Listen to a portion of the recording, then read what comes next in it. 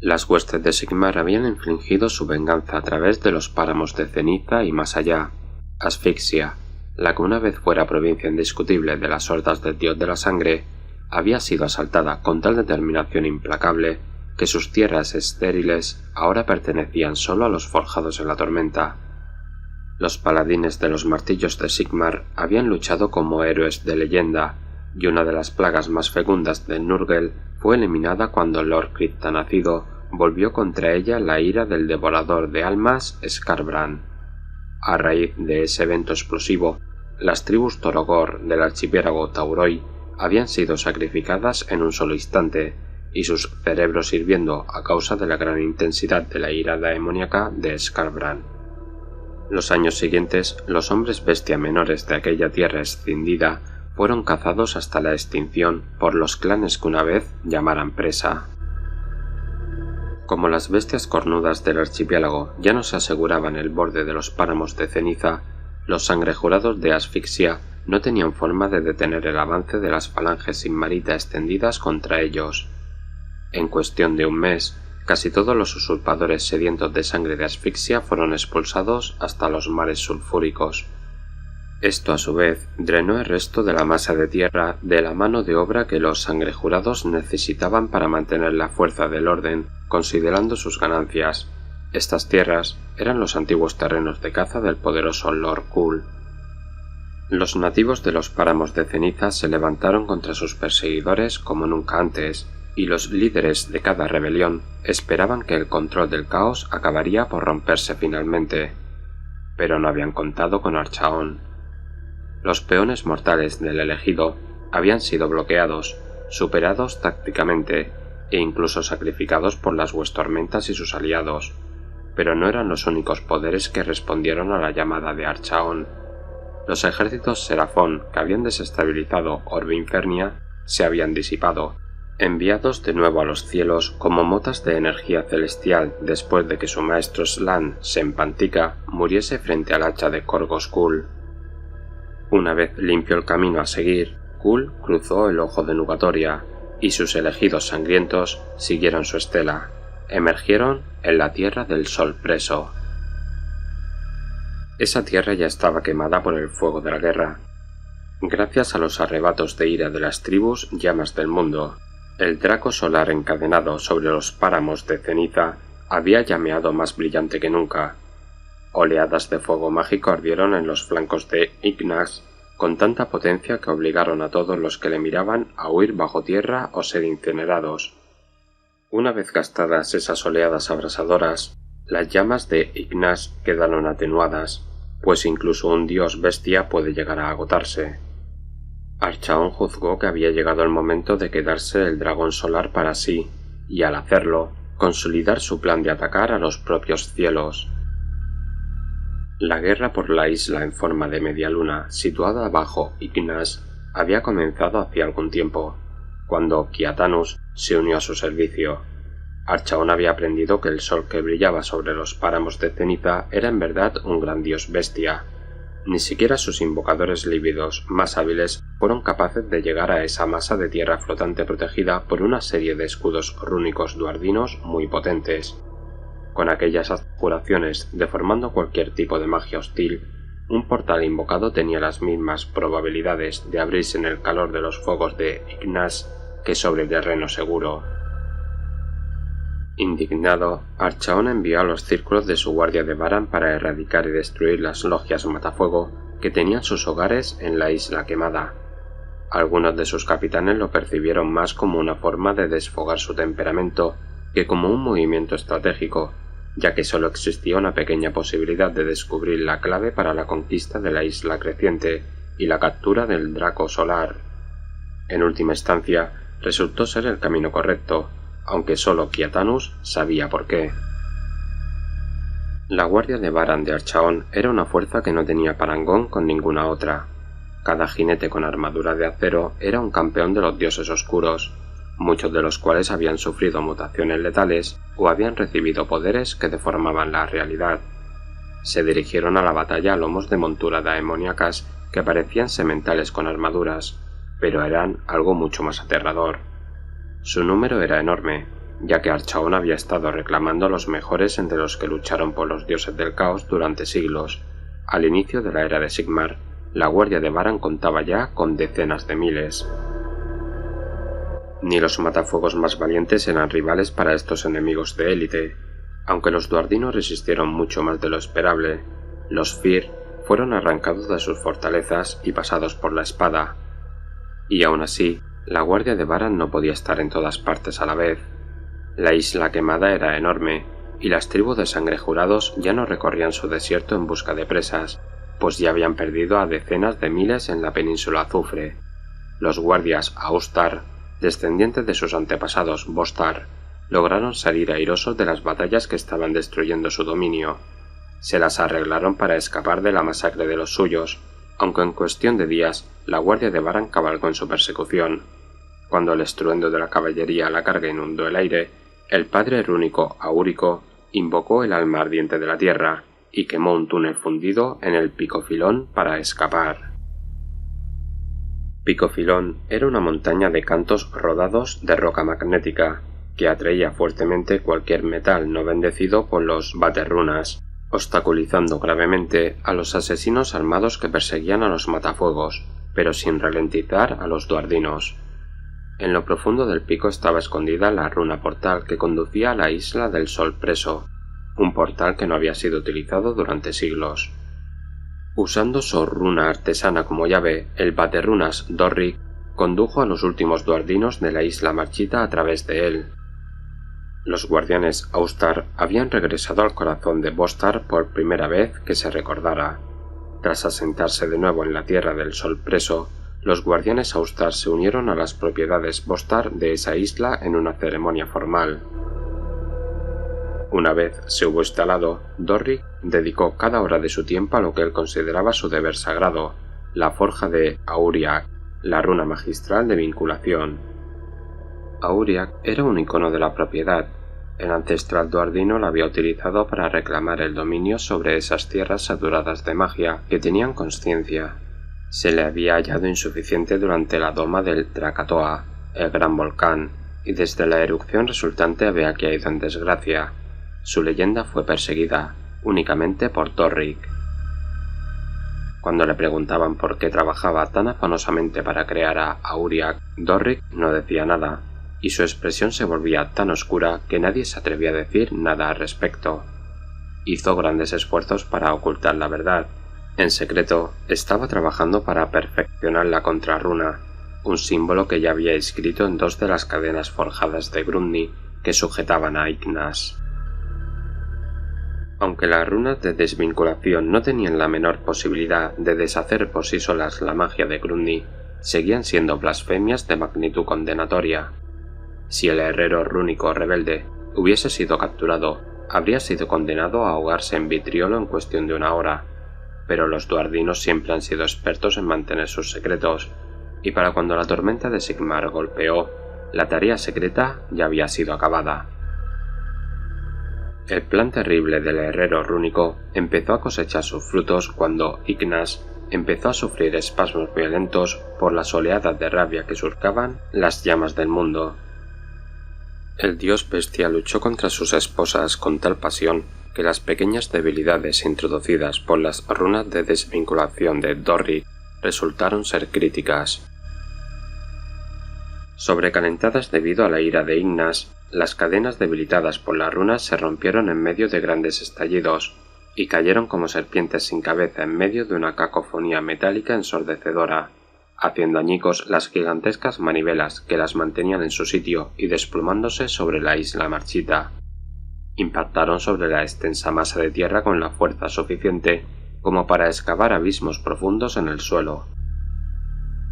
Archaon observó la inminente invasión con un gesto de aprobación cruel.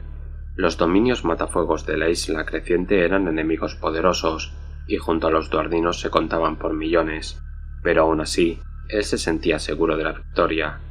Luego, al tercer día de la batalla, los cielos se estremecieron.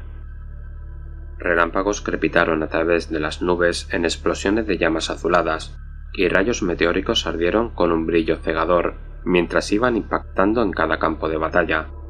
Antes de que la luz celestial se hubiese desvanecido, habían emergido 20 tormentas.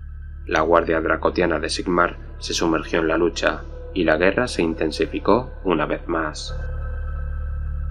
Aunque muchas de las huestes de Archaon habían sido interceptadas por los guerreros de Sigmar, las tormentas no pudieron impedir la invasión. Una gran guardia de Varan se abrió camino por el centro de la isla creciente.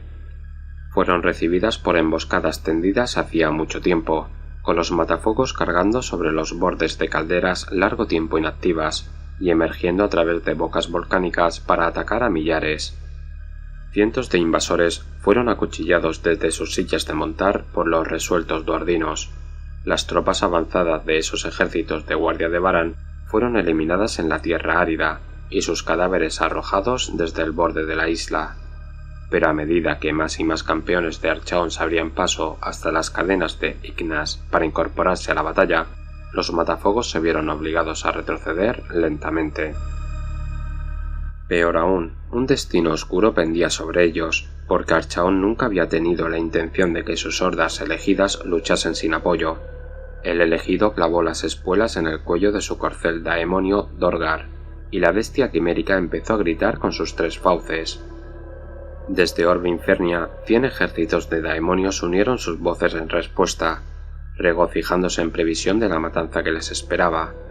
Cuando empezaron a abrirse portales en espiral color púrpura oscuro por toda la isla creciente, vomitando huestes de daemonios de Orbe Infernia, el ataque matafuegos rápidamente se convirtió en una derrota. Fue entonces cuando la guardia dracotiana se abrió paso hacia el corazón ardiente del combate. La oleada del ataque golpeó con tal fuerza que las huestes de daemonios se derrumbaron ante ella, y cientos de daemonios disformes fueron expulsados antes de que sus maestros pudiesen organizar un contraataque. La segunda oleada rompió toda la cohesión entre el enemigo, y los dracos de los forjados lanzaron rayos al unísono. La siguiente tormenta erradicó a los daemonios en nubes de ectoplasma allí donde los impactaba. Cada carga era gloriosa, ya que la guardia dracotiana había sido bien entrenada en el arte de la guerra de masas. Dondequiera que la carga destrozalíneas del eslabón relámpago atacaba, dejaba a las huestes daemonio libres para cerrarse sobre sus flancos, y el eslabón ondatruenos continuaba el trabajo balanceando sus hachas. Fue una exhibición gloriosa del poder divino de Sigmar, pero no quedó sin respuesta. Precipitándose desde el cielo llegó Archaon, lanzando ráfagas de fuego mutagénico. Dorgar rugió con una sed de sangre feroz mientras atacaba con sus garras a los forjados en la tormenta, derribando a toda una comitiva de jinetes de sus corceles Dracoth. Cuando un guardia dracotiana expolió a su montura en un salto, con la hoja de su espada extendida, Archaon le asestó un golpe con la matarreyes, describiendo un arco de fuego para reclamar su cabeza. Dondequiera que se lanzaban rayos de energía celestial sobre el elegido, el resplandor ámbar del ojo de Seerian los disipaba en el aire. Otro rayo volvió a impactar, pero esta vez no alcanzó a la isla creciente, sino a las inmensas cadenas que mantenían atado a Ignas a sus picos. 3 descargas de energía celestial fueron desatadas. Tal fue su magnitud que muchos forjados creyeron que eran los legendarios grandes rayos, los más destructivos de todos los rayos de Sigmar, pero en este caso, lo que ocurrió fue que 3 gigantescos dracoestelares se materializaron. En sus sillas de montar podía distinguirse al templo dracoestelar. De pronto, cada uno de ellos levantó su arma envuelta en rayos en señal de saludo. Con un grito unánime, apuntaron en dirección a Archaon. Su carga iba a ser sincronizada, pero Archaon era un estratega consumado, así como un guerrero legendario. Sin inmutarse por el calor abrasador que desprendía el dios bestia en los cielos, Archaon se enfrentó a los templarios uno por uno, abriéndose paso a través de las llamas blancas candentes de Ignas. Dorgar acabó con el primer draco estelar de los cielos desatando un salvaje torbellino de sangre. El segundo se abalanzó para derribar a Archaon de su montura, pero el elegido basculó hacia un lado y desgarró a la bestia celeste de un solo golpe, desde el vientre hasta la cola. El tercero fue, simplemente, partido en 2. La carga de la cámara extremis por toda la isla había asestado un golpe grave a la guardia de Varan, pero con el elegido enviando legiones de daemonios contra los forjados y matafuegos, Su ímpetu decayó en cuestión de una hora. Archaon no sería rechazado. «No debemos ceder», insistió Bolgrov Borson por tercera vez. «No es esa mi intención, hijo», dijo Borgrimnir, masajeándose las sienes con sus dedos callosos. «Esta es nuestra tierra, invadida o no. Vamos a morir luchando si tenemos que hacerlo». «Hagámosles pagar», dijo Ulik Dracoescama, con las llamas saltando de las runas de Ur-Oro grabadas en su piel. «Que arda la tierra. Tenemos los medios. Acercad más a Ignax. Purificad la tierra. Podemos soportar el calor, ellos no». «Uli, Ignax no está bajo nuestro control», gritó Borgrimnir. «Por poco no escapamos con vida de la explosión que quemó nuestras tierras desde una punta hasta la otra. No tengo ninguna prisa por ver a mi gente quemada viva. Los riesgos son demasiado grandes». «¿Y si pudiéramos asegurarnos la ayuda del dios bestia?», dijo Dorrik, mientras se frotaba el sello que llevaba alrededor del cuello con los dedos. «La runa Auriak hace mucho que está acabada». «¿Y quién llevará esa carga imposible?», dijo Borgrimnir. «¿Quién cabalgará hasta la muerte? ¿Tú, Dorrik?».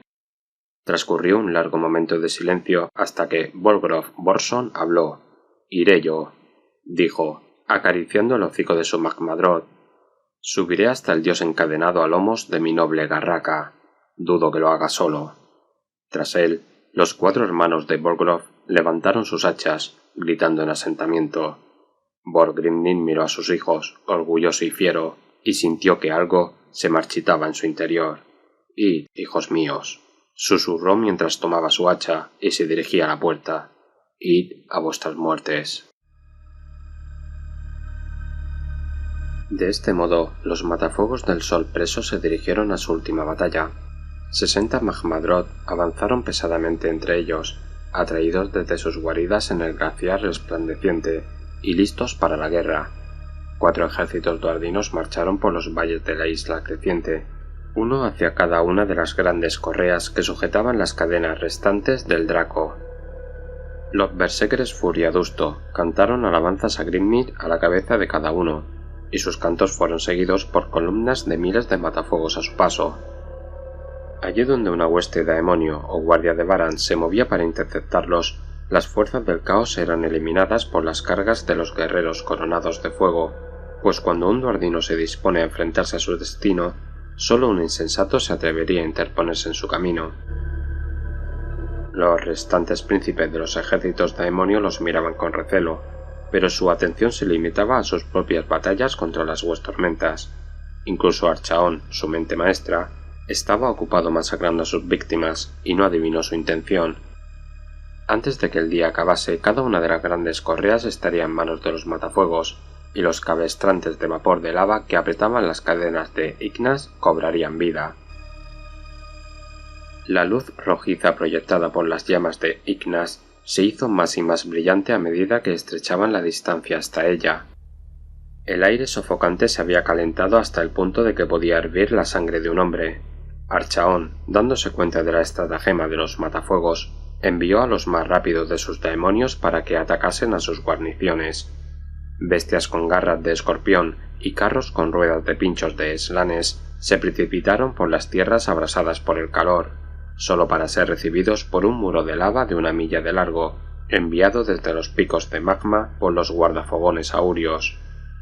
La caballería de Khorne fue despedazada por duardinos berserkers encendidos con el fuego de la ira justa. Aún así, los cabestrantes seguían en tierra firme. Elevándose sobre la masacre aparecieron los hijos rúnicos, desafiando el calor blanco emitido por el dios bestia mientras sus Magmadrot ascendían con sus garras por las cadenas de Grundy. Los príncipes daemonios se elevaron tras ellos con sus alas correosas, pero los que no se enfrentaron en batalla con los hermanos de Bolgrov fueron interceptados por los inculpadores que se precipitaron a toda velocidad desde las huestormentas de abajo. Los Magmadrot siguieron ascendiendo, pues sus pieles eran impermeables a las llamas de Ignax, pero a sus jinetes hijos rúnicos no les fue tan bien. Uno tras otro, los duardinos murieron abrasados, y su carne se fundió hasta que solo quedaba de ellos unos esqueletos ennegrecidos. Solo Bolgrov Borson Protegido del intenso calor por la magia de la runa Auriak, logró alcanzar la piel escamosa de Ignas. Colocó la gran runa, martilleándola hasta situarla bien, y la dejó marchar. En un instante fue consumido por las llamas, cayendo como una bola de fuego ardiendo en el vacío, pero su hazaña ya estaba completada.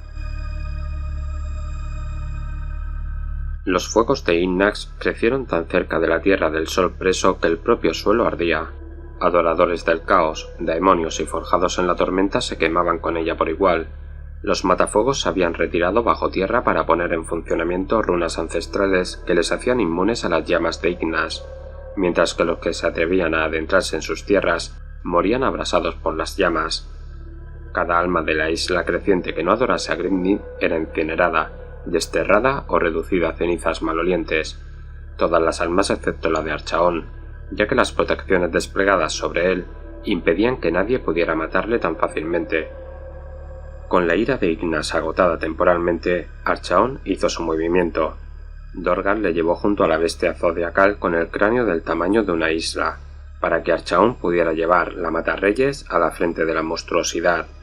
El demonio atrapado dentro de la hoja de la espada del elegido arañó la mente de Ignas, conduciéndola hasta el mismo borde de la locura. Se retorció en agonía. Las grandes ataduras fueron arrancadas, raíces incluidas, de la tierra en ruinas, provocando que las tierras empezasen a arder tan profundamente, y los matafuegos hicieron añicos la corteza de la propia isla. Arrastrando las cadenas forjadas de Grundni tras él, Ignas voló hacia la llanura cósmica de Axi. Archaon cabalgó triunfante tras su estela, sin darse cuenta de que la runa seguía brillando sobre su flanco, pues la magia duardina la ocultaba de su vista. El elegido había logrado la victoria, o al menos eso creía.